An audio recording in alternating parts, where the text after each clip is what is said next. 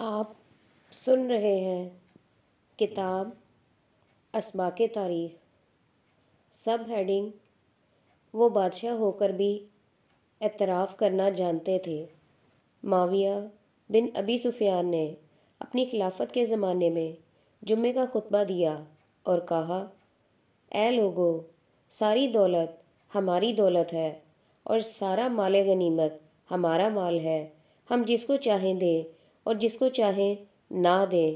کسی نے اس کا کوئی جواب نہ دیا۔ جب دوسرا جمعہ آیا تو انہوں نے پھر یہی بات دہرائی، مگر کوئی نہ بولا۔ پھر جب تیسرا جمعہ آیا تو معاویہ نے پھر یہی بات کہی۔ اب ایک شخص کھڑا ہوا اور کہا، ہرگز نہیں، مال ہمارا ہے، مال غنیمت بھی ہمارا ہے۔ جو شخص ہمارے اور اس کے درمیان حائل ہوگا، ہم اپنی تلوار کے ذریعے اس کا فیصلہ اللہ کے پاس لے جائیں گے۔ یہ سن کر معاویہ ممبر سے اتر آئے، اس شخص کو بلوایا۔ جب اسے معاویہ کے پاس داخل کیا گیا تو لوگ کہنے لگے کہ یہ شخص مارا گیا، لیکن معاویہ نے دروازے کھول دیے۔ لوگ اندر داخل ہوئے تو دیکھا کہ وہ شخص معاویہ کے ساتھ بیٹھا ہوا ہے۔ معاویہ نے کہا، اللہ اس شخص کو زندہ رکھے، اس نے مجھے زندہ کر دیا۔ میں نے رسول اللہ صلی اللہ علیہ وآلہ وسلم کو یہ کہتے ہوئے سنا ہے کہ میرے بعد کچھ امراء ایسے آئیں گے جو باتیں کہیں گے مگر ان کا جواب نہیں دیا جائے گا۔ ایسے لوگ آگ میں بندروں کی طرح داخل ہوں گے۔ میں نے ایک بات کہی تھی، کسی نے اس کی تردید نہ کی، تو مجھے ڈر ہوا کہ میں ان امراء میں داخل نہ ہو جاؤں۔ میں نے دوبارہ وہی بات کی، پھر بھی کسی نے جواب نہ دیا۔ میں نے اپنے دل میں کہا کہ میں انہی لوگوں میں سے ہوں۔ پھر میں نے تیسرے جمعے میں وہی بات کہی تو یہ شخص کھڑا ہو گیا اور اس نے میری تردید کی، اللہ اسے زندہ رکھے، اس نے مجھے زندہ کر دیا۔ اب مجھے امید ہے کہ اللہ مجھے ایسے امراء کے زمرے سے نکال دے گا۔ پھر معاویہ نے اس شخص کو انعام دیا۔ ایک اور واقعہ ابن عبد البر نے استیاب میں قتادہ کی روایت نقل کی ہے۔ عمر فاروق کہیں جا رہے تھے، راستے میں ان کو ایک بوڑھی خاتون ملی۔ آپ نے ان کو سلام کیا۔ سلام کا جواب دینے کے بعد وہ بولی، اے عمر رضی اللہ تعالیٰ عنہ، ایک وقت تھا جب میں نے تم کو بازار عکاظ میں دیکھا تھا، اس وقت تم عمیر کہے جاتے تھے، لاٹھی ہاتھ میں لیے بکریاں چراتے تھے۔ پھر زیادہ مدت نہیں گزری تھی کہ تم عمر رضی اللہ تعالیٰ عنہ کہے جانے لگے۔ پھر ایک وقت آیا کہ تم امیر المومنین کہے جاتے ہو۔ دیکھو، رعیت کے معاملے میں اللہ سے ڈرتے رہو اور یاد رکھو کہ جو اللہ کی وعید سے ڈرتا ہے اس کے دور کا آدمی بھی قریبی رشتہ داروں کی طرح ہوتا ہے، اور جو موت سے ڈرتا ہے اس کے حق میں اندیشہ ہے کہ وہ اسی چیز کو کھو دے گا جسے وہ بچانا چاہتا ہے۔ جارود عبدی، جو اس وقت عمر فاروق رضی اللہ تعالیٰ عنہ کے ساتھ تھے، یہ سن کر بولے، اے عورت، تو نے امیر المومنین کے ساتھ بہت زبان درازی کی۔ عمر فاروق رضی اللہ تعالیٰ عنہ نے فرمایا، انہیں کہنے دو، جانتے ہو یہ کون ہے؟ ان کی بات تو 7 آسمانوں کے اوپر سنی گئی تھی۔ عمر کو تو بدرجہ اولیٰ سننا چاہیے۔ یہ خاتون قبلہ خزرج کی خولہ بنت ثعلبہ تھیں، جن کا ذکر قرآن کی سورہ نمبر 58 کے شروع میں آیا ہے۔ بے شک اللہ نے اس عورت کی بات سن لی جو آپ سے اپنے شوہر کے بارے میں گروہی عصبیت کہاں تک لے جاتی ہے۔ بنو مضر اور بنو ربیہ عرب کے 2 حریف قبیلے تھے۔ رسول اللہ صلی اللہ علیہ وآلہ وسلم نسلاً قبیلہ مضر سے تعلق رکھتے تھے۔ مسلمہ، جس نے آپ کے مقابلے میں نبوت کا دعویٰ کیا تھا، قبیلہ سردار طلحہ النمری مسلمہ کے پاس آیا۔ گفتگو کے بعد طلحہ نے مسلمہ سے کہا، میں گواہی دیتا ہوں کہ تو جھوٹا ہے اور محمد سچے ہیں، مگر ربیہ کا کذاب مضر کے صادق سے مجھ کو زیادہ محبوب ہے۔ یہ کہہ کر مسلمہ کے ساتھیوں میں شریک ہو گیا۔ مسلمہ نے قرآن کے جواب میں جو کلام بنایا تھا اس کے دیکھنے سے صاف معلوم ہوتا ہے کہ وہ قرآن کی عظمت کو خوب جانتا تھا، تاہم گروہی عصبیت کی بنا پر کچھ مسخرہ پن کے جملے وضع کر کے لوگوں کو سنایا کرتا تھا۔ مثلاً اس کا ایک کلام یہ تھا: اے مینڈک، ٹر ٹر کر لے، تو نہ پانی پینے والوں کو روکتی ہے اور نہ پانی کو گدلا کرتی ہے۔ زمین عرب آدھی ہم ربیہ والوں کی اور آدھی قریش کی، مگر قریش تو زیادتی سے کام لے رہے ہیں۔ انسانوں کی ایک قسم یہ بھی ہے۔ عمر بن ربیہ ایک شاعر تھا جو زیادہ تر عشقیہ مضامین نظم کرتا تھا، حتیٰ کہ شریف خاندان کی عورتوں کا نام لے کر ان کے بارے میں عریاں اشعار لکھنے لگا۔ اس کے خلاف شکایات حکومت تک پہنچی، چنانچہ حضرت عمر بن عبدالعزیز نے اس کو دھلک میں جلا وطن کر دیا، جو یمن اور حبشہ کے درمیان بحر احمر کا ایک جزیرہ تھا۔ وہ عین اس رات کو پیدا ہوا جس رات کو حضرت عمر فاروق نے انتقال فرمایا۔ لوگ اس کے بارے میں کہا کرتے تھے: کتنا بڑا حق اٹھ گیا اور کیسا باطل اس کی جگہ آ گیا۔ عمر بن ربیہ کا ایک شعر یہ ہے: انسانی اندازے کتنے غلط ہوتے ہیں۔ عبداللہ بنت ابی حشمہ بیان کرتی ہیں کہ ہجرت حبشہ کے وقت وہ سفر کی تیاری کر رہی تھی۔ عمر بن خطاب جو اس وقت تک اسلام نہیں لائے تھے ادھر سے گزرے۔ اس وقت تک وہ مسلمانوں کے اوپر ظلم کرنے میں انتہائی سخت تھے۔ عمر نے کہا: اے عبداللہ، کیا روانگی ہو رہی ہے؟ عبداللہ نے کہا: خدا کی قسم، ہاں، تم لوگ ہمارے اوپر مصیبت ڈال رہے ہو۔ ہم خدا کی زمین میں نکل جائیں گے یہاں تک کہ اللہ ہمارے لیے کوئی گنجائش پیدا کر دے۔ عمر نے یہ سن کر کہا: خدا تمہارا ساتھ دے۔ یہ کہتے ہوئے ان کی آنکھوں میں رکت طاری ہو گئی۔ یہ کہہ کر وہ چلے گئے۔ اس کے بعد عبداللہ کے شوہر آئے جو کسی ضرورت سے باہر چلے گئے تھے۔ عبداللہ نے ان سے عمر کا واقعہ بیان کیا اور کہا کہ مجھے ایسا معلوم ہوتا ہے کہ وہ مسلمان ہو جائیں گے۔ ان کے شوہر نے کہا: یہ شخص اسلام قبول کرنے والا نہیں یہاں تک کہ وہ خطاب کا گدھا بھی مسلمان ہو جائے۔ مگر یہی عمر بن الخطاب اس کے تھوڑے دنوں بعد مسلمان ہو گئے اور انہوں نے اسلام کی نئی تاریخ بنائی۔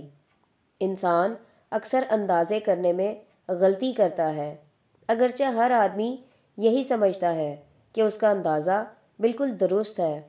سیاست کے لیے جوش و خروش، دعوت کے لیے سرد مہری۔ ضیاء الدین احمد برنی مولانا محمد علی جوہر کے رفیق خاص تھے۔ وہ اپنے ایک مضمون میں لکھتے ہیں: جنگ طرابلس اور جنگ بلقان نے مولانا محمد علی جوہر کو بہت پریشان رکھا۔ وہ ترکوں کی پے در پے ہزیمتوں سے بے حد مغموم تھے۔ انہوں نے ان کے مصائب کو ہلکا کرنے کی غرض سے ڈاکٹر انصاری کی سرکردی میں طبی مشن روانہ کیا۔ پہلی جنگ بلقان کے بعد جب فاتحین میں تقسیم غنیمت پر جھگڑا ہوا اور دوسری جنگ بلقان برپا ہوئی تو اس موقع سے فائدہ اٹھا کر ترکوں نے ایڈریانوپل پر قبضہ کر لیا۔ اس وقت عالم اسلام میں غیر معمولی خوشی کی لہر دوڑ گئی۔ یہ خبر جب رائٹر کے ذریعے دہلی پہنچی تو اس وقت رات بہت زیادہ گزر چکی تھی، مگر مولانا کی ترک دوستی کا اندازہ کیجیے کہ انہوں نے اس کا انتظار نہیں کیا کہ یہ خبر دوسری صبح کو اخبارات کے ذریعے لوگوں تک پہنچے۔ چنانچہ چند رفقا کار کو لے کر سیدھے جامعہ مسجد پہنچے اور راستے بھر چلا چلا کر مسلمانوں کو یہ روح افزا خبر پہنچاتے رہے۔ نا وقت ہونے کے باوجود جامعہ مسجد میں ہزارہا آدمیوں کا اجتماع ہو گیا۔ مولانا نے وہاں درد انگیز تقریر کر کے اس خبر کی اہمیت کو واضح کیا۔ وہ رات بھی کیسی ہیجان انگیز تھی۔ مولانا محمد علی مرتبہ سید نظر ترنی: ہماری جدید تاریخ اس قسم کے واقعات سے بھری ہوئی ہے جو بتاتے ہیں کہ سیاسی اور جذباتی امور کے لیے مسلمانوں میں کس قدر جوش و خروش بیدار ہو گیا تھا، مگر خدا کے دین کو خدا کے بندوں تک پہنچانے کے لیے ان میں کوئی تڑپ پیدا نہیں ہوئی۔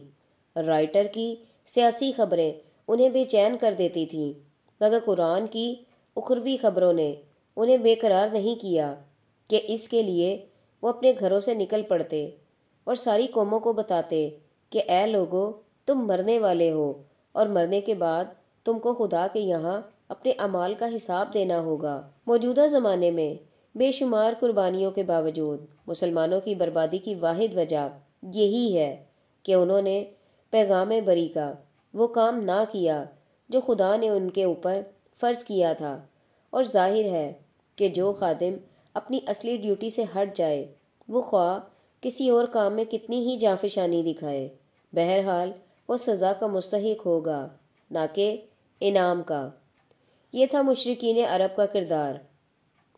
نمبر 1، نبی صلی اللہ علیہ وآلہ وسلم کی بعثت ہوئی تو ایران کی ساسانی سلطنت اور روم کی بازنطینی سلطنت کے درمیان تصادم جاری تھا۔ اس دو طرفہ جنگ میں تقریباً 20 سال گزر گئے۔ ابتدا میں ایرانیوں کو غلبہ حاصل ہوا۔ 615 تک رومی سلطنت کے تقریباً تمام شمالی مقبوضات، اردن، شام، فلسطین، عراق، مصر، سب ایرانیوں کے قبضے میں چلے گئے۔ یہ ٹھیک وہی وقت تھا جبکہ مکہ میں اسلام اور غیر اسلام کے درمیان کشمکش جاری تھی۔ یہ کشمکش اتنی شدید ہو چکی تھی کہ 615 میں مکہ کے مسلمانوں کی بڑی تعداد کو اپنا وطن چھوڑ کر پڑوسی ملک حبش چلے جانا پڑا۔ ایسے حالات میں اہل کتاب رومیوں کے مقابلے میں بت پرست ایرانیوں کی فتح مکہ والوں کے لیے گفتگو کا خصوصی موضوع بن گئی۔ مشرکین نے مسلمانوں سے کہا کہ جس طرح پڑوس کے ملکوں میں بت پرست لوگ آسمانی کتاب کے حاملین پر غالب آ گئے ہیں، اسی طرح ہم بھی تمہارے اوپر غالب آ جائیں گے۔ عین اس وقت قرآن کی سورہ نمبر 30 اتری اور اعلان کیا گیا کہ چند سالوں کے بعد دوبارہ انقلاب آئے گا اور رومی سلطنت ایرانیوں کے اوپر غالب آ جائے گی۔ سورہ روم کی یہ آیتیں مکہ والوں کے لیے مذاق کا نیا موضوع بن گئی۔ ابی بن خلف نے حضرت ابو بکر صدیق سے کہا کہ ایسا کبھی نہیں ہو سکتا، اگر تم کو یقین ہے کہ ایسا ہی ہوگا تو آؤ مجھ سے شرط کر لو۔ اس نے اپنی طرف سے یہ شرط رکھی کہ رومی اگر 3 سال کے اندر غالب آ گئے تو میں 10 اونٹ تمہیں دوں گا، اور اگر اس کے خلاف ہوا تو تم 10 اونٹ مجھے دینا۔ نبی صلی اللہ علیہ وآلہ وسلم کو معلوم ہوا تو آپ نے فرمایا کہ قرآن میں بضع سنین کا لفظ ہے اور ان کی تعداد بڑھا کر 100 کر دو۔ حضرت ابو بکر نے دوبارہ آ کر ابی بن خلف سے یہ بات کہی۔ وہ راضی ہو گیا کہ 10 سال کے اندر دونوں میں سے جس کی بات غلط ثابت ہوگی وہ دوسرے فریق کو 100 اونٹ دے گا۔ قرآن کی پیشن گوئی لفظ بلفظ پوری ہوئی۔ 9 سال بعد کیسر روم نے 624 میں ایرانیوں کو نینوا عراق کے مقام پر فیصلہ کن شکست دی اور اپنے تمام چھینے ہوئے علاقے ایرانیوں سے واپس لے لیے۔ اس مدت میں مکہ کی کشمکش اس نوبت کو پہنچ چکی تھی کہ نبی صلی اللہ علیہ وآلہ وسلم اور آپ کے تمام ساتھی مکہ چھوڑ کر مدینہ چلے گئے۔ دونوں فریقوں کے درمیان کشمکش اس شدید نوبت کو پہنچی کہ 624 میں جنگ بدر واقع ہوئی۔ اس جنگ میں مسلمانوں کو فتح ہوئی اور مشرکین مکہ کے اکثر بڑے بڑے سردار مارے گئے۔ اس سخت ترین ہیجانی فضا میں رومیوں کے غلبے کی خبر آتی ہے۔ بدر کی شکست نے مکہ والوں کی دشمنی کو جنون کی حد تک پہنچا دیا تھا، مگر حضرت ابو بکر نے جب ابی بن خلف کے پاس پیغام بھیجا کہ ہماری بات پوری ہو گئی، اس لیے شرط کے مطابق مجھے 100 اونٹ ادا کر دو، تو مکہ میں کسی نے مخالفت نہ کی اور ابی بن خلف نے کسی قسم کی تکرار کے بغیر پورے 100 اونٹ ابو بکر صدیق کے پاس بھیج دیے۔ جب یہ اونٹ مدینہ پہنچے تو نبی صلی اللہ علیہ وآلہ وسلم نے حضرت ابو بکر کو حکم دیا کہ ان کو صدقہ کر دو۔ سخت ترین دشمنی کے باوجود مشرکین عرب اس بات سے ناواقف تھے کہ شرط کے مطابق اپنے حریف کو 100 اونٹ نہ دینے کے فرضی بہانے تلاش کریں یا ان کی تعداد میں کمی کرنے کی کوشش کریں۔ وہ ایک ہی بات جانتے تھے، جو بات طے ہو گئی ہے اس کو پورا کرنا ہے، خواہ وہ اپنے دوست کے ساتھ ہو یا دشمن کے ساتھ۔ نمبر 2، صلح حدیبیہ کے بعد ذی الحج 6 ہجری میں آپ نے ارادہ فرمایا کہ عمرہ اور سلاطین کے نام دعوتی خطوط بھیجے جائیں۔ اس سلسلے میں تقریباً 1 ماہ ضروری تیاری میں صرف ہوا، اور محرم 7 ہجری میں آپ نے 8 بادشاہوں کے نام اپنے سفیروں کے ذریعے خطوط روانہ کیے۔ انہی میں سے ایک خط ہرقل کیسر روم کے نام تھا، جس کی سلطنت اس وقت شام سے لے کر قسطنطنیہ تک پھیلی ہوئی تھی۔ اس کے باوجود وجی کلبی خط لے کر چلے گئے۔ ہرقل کو اس زمانے میں ایران کے مقابلے میں فتح حاصل ہوئی تھی اور اپنی نظر کے مطابق پیدل چل کر فلسطین آیا ہوا تھا۔ ہرقل کی خدمت میں آپ کا خط پیش کیا گیا تو اس نے حکم دیا کہ اس علاقے میں عرب کا کوئی شخص آیا ہو تو اس کو میرے سامنے پیش کرو۔ اتفاق سے ابو سفیان، جو اس وقت تک ایمان نہیں لائے تھے اور ابو جہل کے بعد مشرکین مکہ کے سب سے بڑے لیڈر تھے، اپنے کچھ ساتھیوں کے ہمراہ بغرض تجارت شام آئے ہوئے تھے۔ ان کو ڈھونڈ کر لایا گیا۔ کیسر نے کہا، تمہارے یہاں جس آدمی نے نبوت کا دعویٰ کیا ہے، میں اس کی بابت تم سے سوال کروں گا، تم اپنے علم کے مطابق اس کا جواب دو۔ اس موقع پر ہرقل اور ابو سفیان کے درمیان جو گفتگو ہوئی وہ سیرت کی تمام کتابوں میں موجود ہے۔ اس وقت محمد صلی اللہ علیہ وآلہ وسلم ابو سفیان کے نزدیک ان کے سب سے بڑے دشمن تھے۔ وہ آپ کو مکمل طور پر ختم کرنے کا منصوبہ بنائے ہوئے تھے، مگر ساری گفتگو میں ابو سفیان نے ایک بھی غلط بات نہیں کی۔ چند سوال و جواب یہ تھے: ہرقل، محمد کا نسب کیا ہے؟ ابو سفیان: شریف و عظیم۔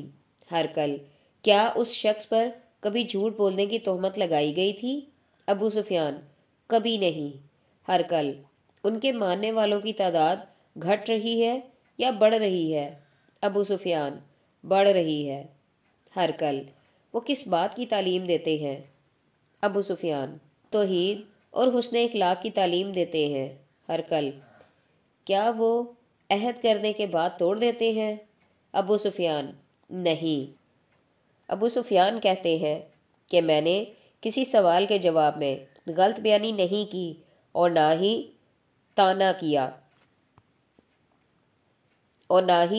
تان کیا۔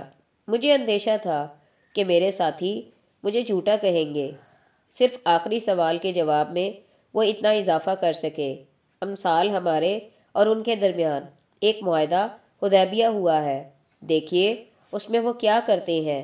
اس سوال و جواب کے وقت ابو سفیان اور ان کے ساتھی مشرک تھے اور سب کو نبی پاک صلی اللہ علیہ وآلہ وسلم کے ساتھ سخت ترین دشمنی تھی، مگر ان کو یہ گوارا نہ تھا کہ آپ کے بارے میں کوئی غلط بیان دے یا آپ کو مطعون کرنے کی کوشش کرے۔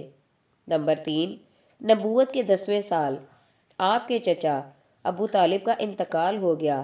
اب خاندانی رسم کے مطابق عبدالعزیٰ ابو لہب بنی ہاشم کا سردار منتخب ہوا، جو اس وقت خاندان کا سب سے بڑا بزرگ آدمی تھا۔ ابو لہب آپ کے خاندان میں آپ کا سب سے بڑا دشمن تھا۔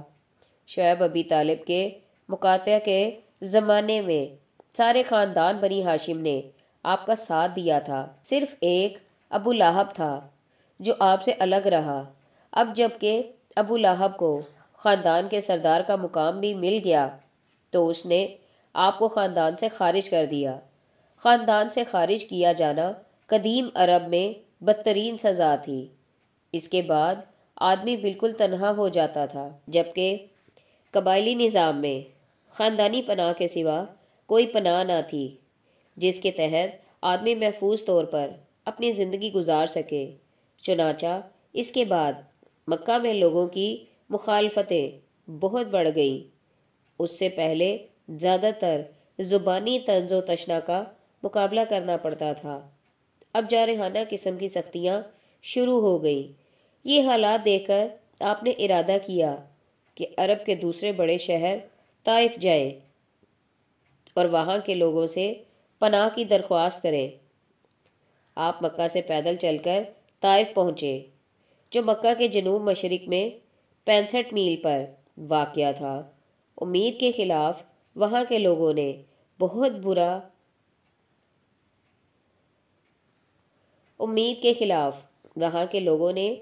برا برتاؤ کیا۔ نہ صرف یہ کہ آپ کو پناہ دینے پر تیار نہ ہوئے، بلکہ آپ کو پتھر مار مار کر بستی سے نکل جانے پر مجبور کر دیا، حتیٰ کہ آپ کو وہاں کے لوگوں سے کہنا پڑا کہ دیکھو یہ خبریں مکہ نہ پہنچنے پائیں۔ ایک طرف اپنے وطن مکہ میں زمین کا تنگ ہو جانا، دوسری طرف طائف والوں کا وحشیانہ سلوک، ان واقعات نے آپ پر شدت سے اثر کیا۔ طائف سے واپسی پر آپ نے اپنے رب سے دعا کے لیے ہاتھ اٹھائے تو آپ کی زبان سے یہ الفاظ نکلے: اے خدایا، میں تجھی سے اپنی قوت کی کمی اور اپنی بے سر و سامانی اور لوگوں کی نظر میں حقیر ہونے کی شکایت کرتا ہوں۔ طائف سے واپسی کے بعد کوئی دوسری جگہ نہ تھی جہاں آپ جائیں، چونکہ مکہ سے نکالے ہوئے ایک شخص کو پناہ دینے کا کام طائف جیسے بڑے شہر کا کوئی سردار بھی کر سکتا تھا۔ مجبوراً آپ نے دوبارہ مکہ کا رخ کیا اور شہر کے باہر غار حرا میں اپنے خادم زید بن حارثہ کے ساتھ مقیم ہوئے۔ اب سوال یہ تھا کہ کیا کریں؟ چند روز کے غور و فکر کے بعد آپ نے مکہ کے ایک سردار معتم بن عدی کے پاس پیغام بھیجا کہ میں غار حرا میں ٹھہرا ہوا ہوں، تم مجھ کو اپنی پناہ میں لے لو تاکہ مکہ میں آ کر رہ سکوں۔ معتم ایک کافر تھا اور بدر سے پہلے کفر ہی کی حالت میں انتقال ہوا۔ نبی کریم صلی اللہ علیہ وآلہ وسلم اس وقت اس کے قومی دشمن کی حیثیت رکھتے تھے، مگر جب آپ نے اس سے حفاظت طلب کی تو اس کے لیے ناممکن ہو گیا کہ وہ آپ کو اپنی حفاظت میں لینے سے انکار کرے۔ اس کے 6 جوان لڑکے تھے۔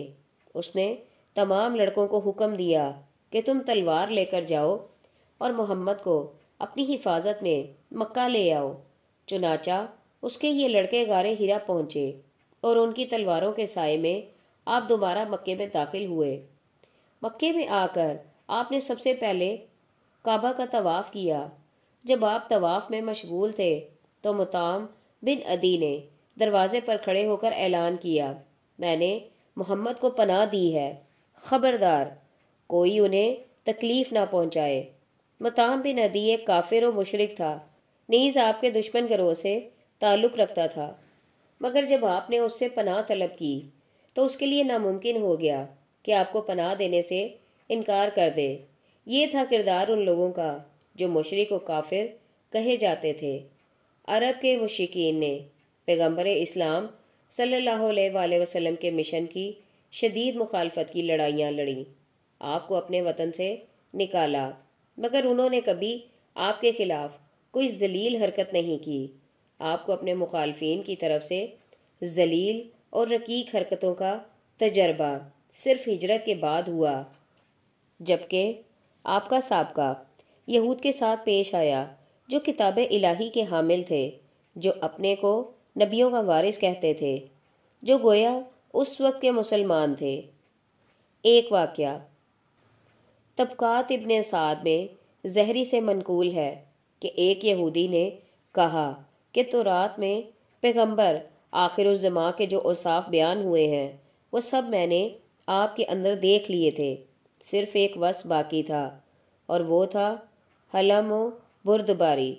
چنانچہ اس کے تجربے کے لیے میں نے آپ کو 30 دینار قرض دیے۔ اس کے بعد میں خاموش رہا، یہاں تک کہ جب مدت پوری ہونے میں صرف 1 دن باقی تھا، میں آپ کے یہاں پہنچا اور سختی سے تقاضا کیا۔ میں نے کہا میرا حق ادا کیجیے، اور میں جانتا ہوں کہ عبد المطلب کا خاندان تو ہمیشہ کا ٹال مٹول کرنے والا ہے۔ اس وقت عمر فاروق آپ کے ساتھ تھے۔ یہودی کی زبان سے یہ جملے سنتے ہی غضبناک ہو گئے اور کہا اگر رسول اللہ صلی اللہ علیہ وآلہ وسلم کا خیال نہ ہوتا تو میں تیری گردن مار دیتا۔ یہ سن کر آپ صلی اللہ علیہ وآلہ وسلم نے فرمایا اے ابو حفظ، خدا تمہیں معاف کرے، ہم تم سے ایک اور سلوک کے زیادہ محتاج ہیں۔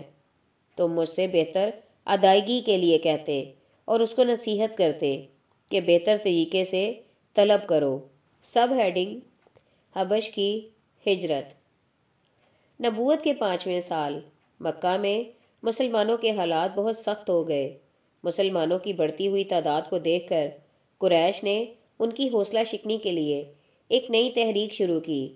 انہوں نے لوگوں سے کہنا شروع کیا کہ کوئی شخص مسلمانوں سے کوئی چیز نہ خریدے، نہ ان کے ہاتھ بیچے، نہ ان کی لڑکی سے نکاح کرے، نہ اپنی لڑکی ان کے نکاح میں دے۔ قدیم مکے میں اس قسم کا معاشی اور سماجی بائیکاٹ زندگی کو مفلوج کر دینے کے لیے ہم معنی تھا۔ نبی صلی اللہ علیہ وآلہ وسلم نے اپنے ساتھیوں کو مشورہ دیا کہ حبش میں ایک انصاف پسند بادشاہ کی حکومت ہے، تم لوگ وہاں چلے جاؤ۔ مسلمان چھوٹی چھوٹی جماعتیں بنا کر حبشہ جانا شروع ہو گئے، کیونکہ اجتماعی شکل میں گھر سے نکلنے میں یہ اندیشہ تھا کہ قریش رکاوٹ ڈالیں گے۔ جدہ کے ساحل سے کرائے کی کشتیوں میں سوار ہو کر ان لوگوں نے بحر کلزم پار کیا اور حبش میں اتر گئے۔ وہاں تجارت اور مزدوری کر کے گزر اوقات کرنے لگے۔ کہا جاتا ہے کہ مجموعی طور پر تقریباً 100 آدمی مکے سے نکل کر حبش گئے تھے۔ قریش کو جب معلوم ہوا کہ مسلمان مکہ چھوڑ کر حبش چلے گئے ہیں تو انہوں نے اپنے 2 آدمی عمرو بن العاص اور عمارہ بن ولید کو مقرر کیا کہ وہ حبش جائیں اور بادشاہ کو آمادہ کریں کہ وہ مسلمانوں کو قریش کے حوالے کر دیں۔ قریش کا یہ وفد تحفہ تحائف لے کر حبش پہنچا اور شاہ نجاشی کے سامنے اپنی درخواست پیش کی۔ بادشاہ نے مسلمانوں کو بلایا اور ان سے کہا کہ تمہارا اس مسئلے میں کیا جواب ہے؟ جعفر بن ابی طالب مسلمانوں کے نمائندہ کی حیثیت سے بولے، اے بادشاہ، مکہ یا عرب کے کسی دوسرے مقام پر ہم نے کوئی چوری نہیں کی ہے، نہ کسی کو قتل کیا ہے اور نہ کوئی دوسرا ظلم کیا ہے۔ شاہ حبش نے قریش کے وفد سے پوچھا، انہوں نے جواب دیا ان کا کہنا صحیح ہے، انہوں نے چوری اور قتل جیسا کوئی جرم نہیں کیا، ہمارا الزام صرف یہ ہے کہ انہوں نے باپ دادا کے دین کو بدل ڈالا ہے۔